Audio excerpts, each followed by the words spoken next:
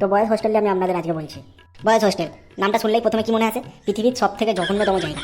কেউ বাথরুম করে ফ্ল্যাশ করে না, চারিদিকে কাচড়া ছড়িয়ে পড়ে আছে, এদিক সেদিক নোংরা।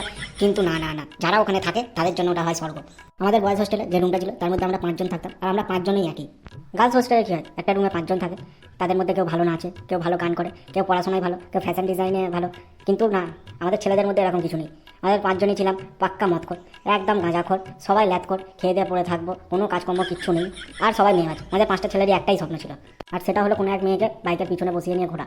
একদিন কী হয়েছে, আমরা 5 ভাই মিলে বসে মদ খাচ্ছি হোস্টেলে, ফুল টু নেশা। 1-2 ঘন্টা পরে বন্ধুকে জিজ্ঞেস করলাম, ভাই তুই মেয়েটাকে বাইকের পিছনে বসিয়ে নিয়ে কোথায় নিয়ে যাবি? সে বললো, ভাই আমি চাঁদে নিয়ে যাবো, কিন্তু ভাই গুগল ম্যাপে রাস্তা দেখাচ্ছে না। আমি তখনই বুঝতে পেরে গেছি আর একটু বেশি হয়ে গেছে। তখনই পাশ থেকে একটা বন্ধুকে থাপড়ে দিল, থাপড়ে দিয়ে বললো, মুন নাইট ডিনারের জন্য আমি ওটা বুক করেছি, তুই কেন ওখানে যাবি?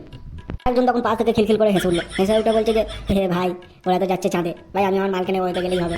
আমি তখনই বুঝতে পারলাম এই সালার নেশা হয়নি, এ এখনো মাটিতেই আছে, একে চাঁদে তুলতে হবে। তখন সাট করে গিয়ে একটা গাঁজার জয়েন্ট বানালাম, তারপরে ওকে খাওয়ালাম। তার আধা ঘন্টা পরে ওদেরকে উদ্দেশ্য করে আমার বন্ধুরা বলছে, ভাই চাঁদে তোর এই ভাই একটা বাংলা বাহিনী আছে, তুই যে কোনো দিন তোরা আসতে পারিস। আমি তখন ভাবছি, না এবার ঠিক আছে, এও এদের মতন চাঁদে পৌঁছে গেছে। এরা 3 জন যখন আলবাল করছে, তখন আমি একটু মুখ ঘুরে দেখছি আরেকটা মাল আমাদের মধ্যে নেই।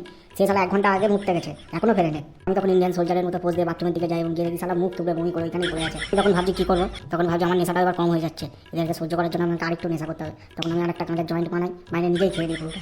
খাওয়ার পর আমার মনে হচ্ছিল আমি একটু আধ্যাত্মিক লেভেলে বসবাস করছি। তারপর আবার কী হলো, তারপর আমি ঘুমিয়ে বললাম, সকাল হয়ে গেল। বন্ধুরা ভিডিওটাকে লাইক করো, কমেন্ট করে জানাও কেমন লাগলো, আর বন্ধুদের সাথে অবশ্যই শেয়ার করো। আর তুমি যদি চ্যানেলে নতুন হয়ে থাকো চ্যানেলটিকে অবশ্যই সাবস্ক্রাইব করো। আর হ্যাঁ, বয়েজ হোস্টেলের পার্ট 2 খুব তাড়াতাড়ি আসছে।